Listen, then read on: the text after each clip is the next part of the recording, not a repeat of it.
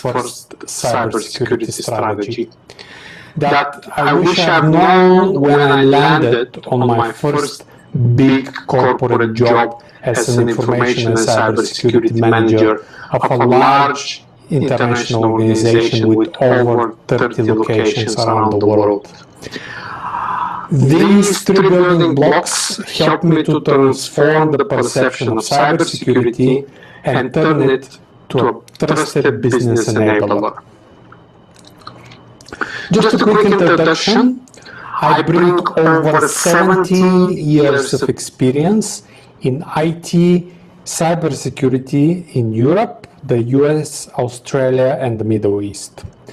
I work as a cybersecurity manager at SNC-Lavalin Infrastructure Middle East. I hold several industry-leading certificates, and I'm a doctorate candidate in cybersecurity. In 2019, I was nominated for the Cybersecurity Professional of the Year by the Australian Information Security Association for outstanding leadership, integrity, and mentoring in the industry. Early on, when I started my new job, I figured out that I took over a fundamentally broken practice compounded by poor culture and bad attitude towards cybersecurity. It included significant gaps in operating procedures, production assets haven't been patched for a very long time, and the previous information security team was called cannot do it and cannot help you, so you go and figure it by yourself. The departments in the organization cared very little about cybersecurity, and there was no user awareness on the expectations for cybersecurity. The previous information security team left months before I joined for various reasons. I had to rebuild the team during a time when the organization was going through a major restructure and transition at the executive level. To make the situation even more complicated, I was only 4 months on the job when the CEO was terminated, the chairman resigned the same week, and a major technology modernization program was put on hold. The odds were not in my favor. It took me nearly 9 months before I could spend a single dollar on cybersecurity investment. Somewhere in between those 9 very frustrating months, I realized that for me to be successful, I needed more than a traditional approach to uplifting the InfoSec stack and play with the greatest and the latest pieces of technology. I needed to think out of the box to turn the ship around. The 3 core pillars that helped me to focus were on business first, risk second, and then cybersecurity. To be successful as a cybersecurity leader, I needed to be curious about others. I had to understand what they care about in their disciplines, and most importantly, why they care about it. When I started to understand the business perspective of cybersecurity, there were some apparent misconceptions. People asked me why we talk so funny with sophisticated terms that they don't understand. Threat hunting, vulnerability management, and phishing. Nobody could understand us. People were too busy to think about cybersecurity implications. Some of them believe that cybersecurity is just another IT function and they don't need to care about it. IT will do the job for them. And probably the most important misconception was that They always have been doing it that way. No one had any intention to change their attitude. I had to think out of the box in terms of new structure, new engagement models, and ways to change the culture within the organization towards much more collaborative behaviors on cybersecurity. And I had to do it quickly. I wanted to get cybersecurity done properly and add value to the business. I needed to understand how the business works very quickly, what the most critical components of the business were. It included understanding of the tolerance of the business to risk. I had done my homework. I understood how the organization does business. I look at annual reports, strategy papers, previous audits.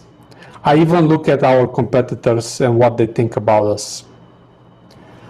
I continued with pure curiosity, asking people what they do, how they do it, and why they do it that way. What problems they faced in the past with information security, and of course, the best way that we could work together. Within a big organization, different departments didn't often talk to each other. They just engaged with each other on an as-needed basis. However, I used every single opportunity to focus on building a relationship with people instead of just completing the task or fixing the issue. When there was a security investigation, I worked closely with the impacted areas to understand not only the issue, but also how we can work together to prevent it in the future. I asked many questions, and I wanted to make sure that I understand what they mean, not only from a personal perspective, but also for the organization and how we can help them. Some specific questions that helped me to focus my strategy on business first included: who are the key stakeholders? What do they understand about the business and about cybersecurity problems? How do they interact?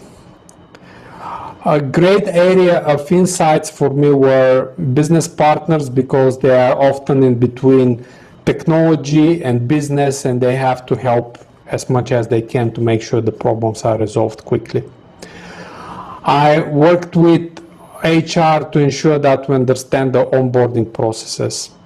I look at legal, and I worked with IT and help desk to understand what kind of problems they experience on a regular basis in terms of information security. I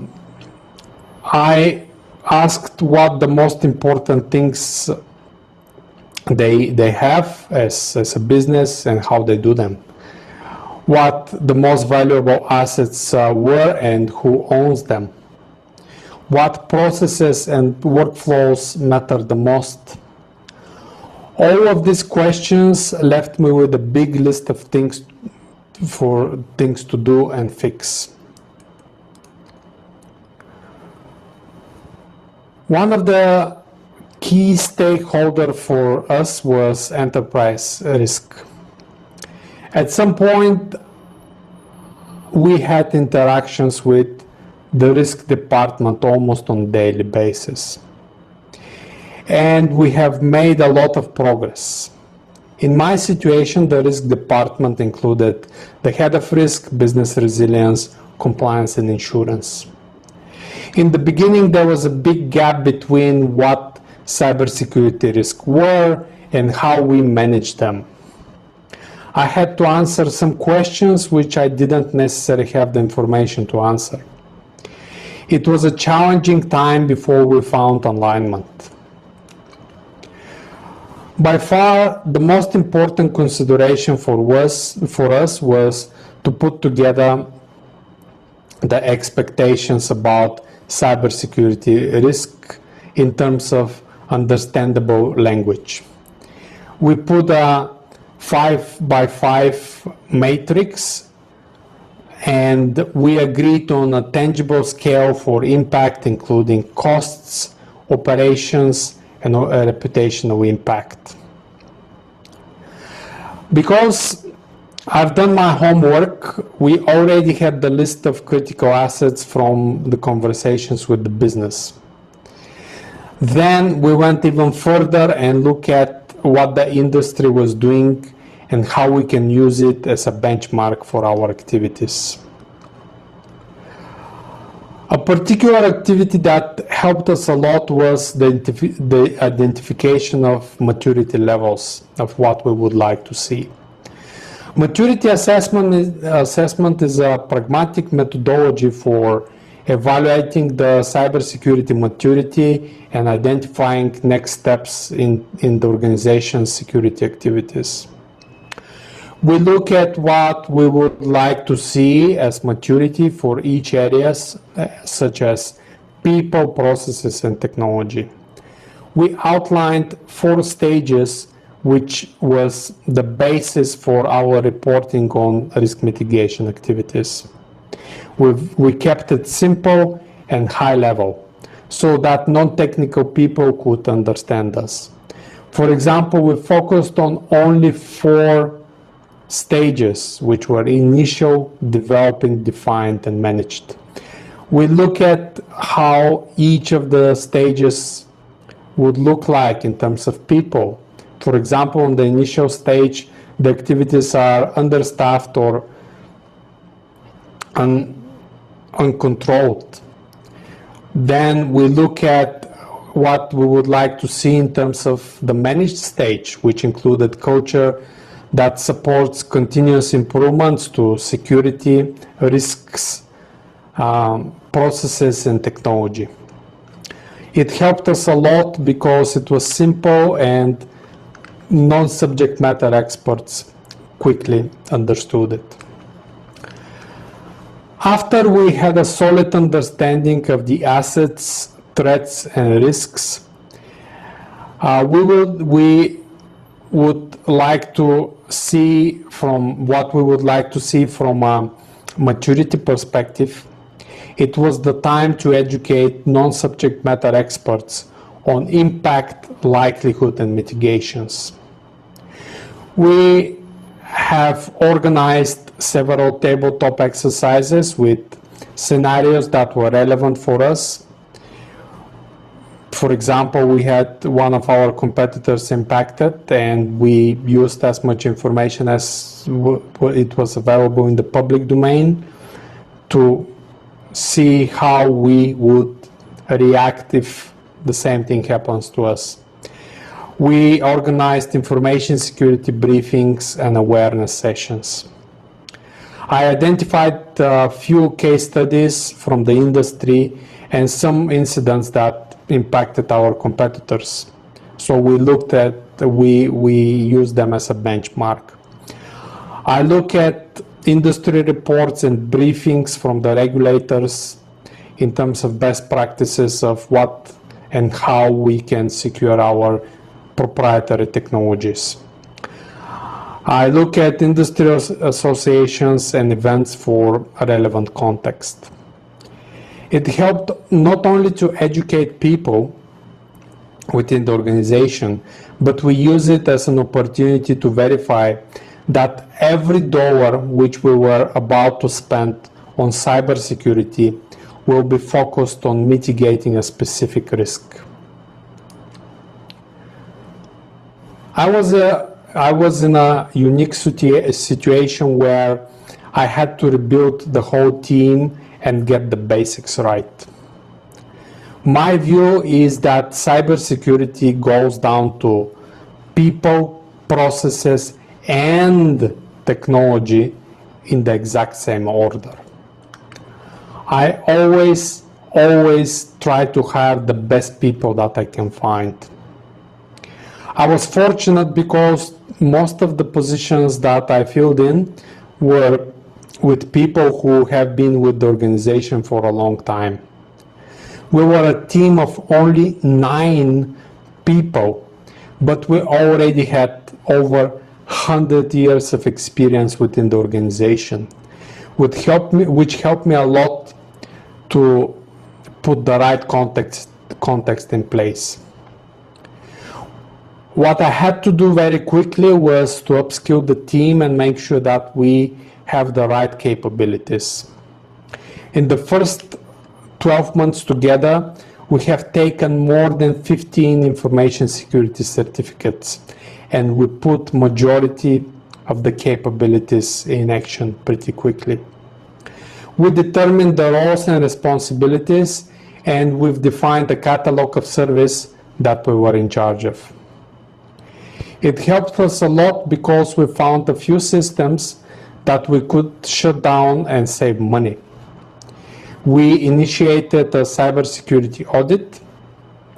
It was a very painful exercise because it was delayed for several times due to the transition of the previous team.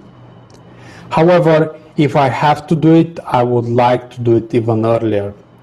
I didn't want to be 6 or 12 months on the job just to determine that there is a major compliance gap between activities that we're doing and what we should be doing. It also helped us a lot to determine how we will report on cyber all the way up to the CEO committees and the board, and I will show you a sample example of reporting later on. We have identified some quick fixes and ways to simplify the information security stack, which helped us a lot because we were able to shut down some systems quickly. During those 9 frustrated months, before I could spend a single dollar on cybersecurity, we had to define the key drivers of our program. And we look at it in a slightly different way.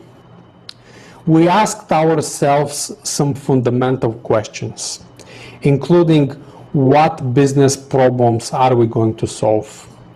We asked not only ourselves, not only the business, but we also asked our vendors, what business problems are they going to solve if we choose them?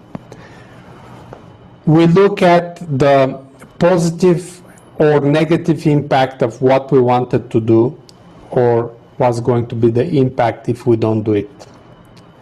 During the conversations with the business, I figured out something very important.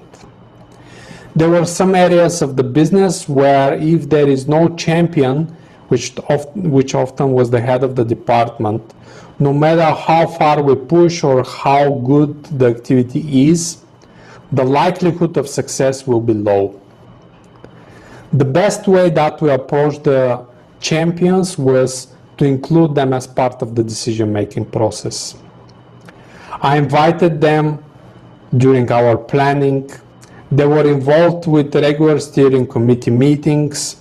I briefed them regularly and their teams on the areas of concerns and the ways that we're going to mitigate them. It was extremely valuable time because it gave us a lot of visibility on some issues, and we were able to identify and solve some problems pretty quickly. Then we look at the way how we're going to report on cybersecurity all the way up to the executive level. I have a simple rule of thumb when it goes down to executive reporting. If I cannot say or show something on a single page, it doesn't worth having it. Here is an example of a single page reporting for executives.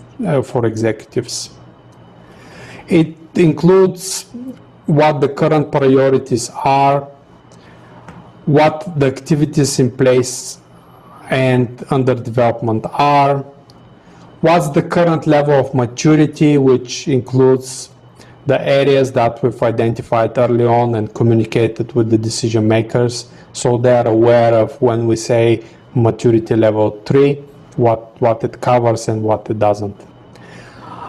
It also shows how it changes or it doesn't change during the reporting cycle, and also what is the criticality of the business risks that we're mitigating, which is very important, and the business executives found it extremely valuable. Over the years, I have tested various ways of reporting, and this by far has been very well accepted. The bottom line is that if the stakeholders have questions, there will be specific questions. If they need more information, it is a great opportunity for future engagement, and make sure that is not a one-way conversation or just providing a white paper or something. I use every single opportunity to engage and understand the concerns of the executives, especially for steering committees, because they have much more visibility of not only the organization, but what the industry is expecting. And if they have some questions or areas of concern, it's my responsibility to ensure that is properly mitigated. However, no matter what is the level of sophistication, I really try to keep cybersecurity reporting on an executive level up to 1 page, which again is a great starting point for a conversation. One of the best pieces of advice that somebody gave me is, especially when you're reporting to a steering committee, if you have 5 minutes for the first conversation, your job is to make sure that next time you have 30 minutes and people will ask you a lot of questions and they're interested in knowing more about cyber. So for us, after multiple iterations, countless conversations and assessments, we determined that our program priorities will start with user awareness, then focus on governance and critical assets protection. We look at our vendors and collaborated with legal to define the information security requirements. We migrated over 40 vendors to single sign-on in less than 10 months, which gives us a lot more control on the way how access has been managed, and we had much more visibility of the whole environment on a system level and also on specific platforms and logins. We focused on perimeter security, we focused on minimizing operational impact and uplifting the detection and response capabilities. It was a lot of effort and it worked out well. How do I know it? Well, we delivered all the projects either on time or ahead of schedule. A majority of the projects were delivered under budget. We have seen a positive impact on the performance of some system workflows. User awareness program was delivered and more suspicious activities were regularly reported. We implemented NIST cybersecurity framework as a benchmark and use it as a baseline for future activities. It helped us a lot because NIST framework delivers and provides a lot of controls that can mitigate specific challenges. We addressed audit findings quickly, and as a result of all these activities, we haven't had a major cybersecurity incident when the industry and some of our competitors had challenging times. What was even more important was that we put cybersecurity on the map. The culture and attitude towards cybersecurity improved. The business started approaching us for issues that normally will be ignored or people tend to deal with them individually. We initiated regular engagement with other stakeholders to identify and manage change in the threat environment, so that there were a unified view on what is impacting the business and how we can respond before it becomes a bigger problem. People were coming to us instead of we having to push ourselves to them. We were involved in almost any significant discussion around technology and the selection of specific vendors.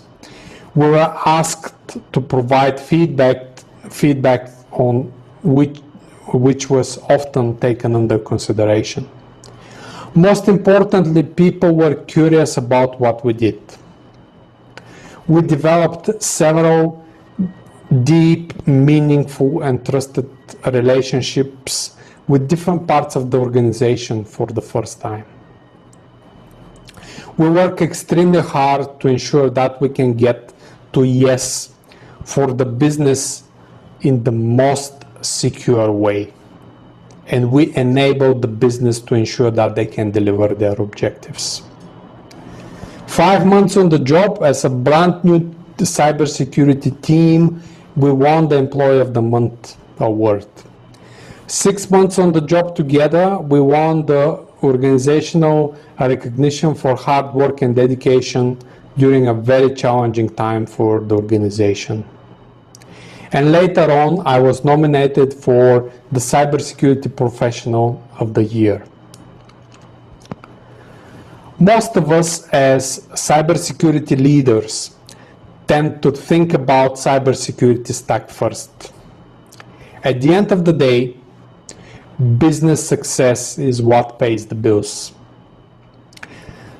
Starting with the business needs, working together to determine the risks, and then focusing on cybersecurity were the 3 core pillars that helped me to build a successful business-first cybersecurity strategy and turn the ship around. It helped me to change the culture towards cybersecurity and to be successful when the odds were against me.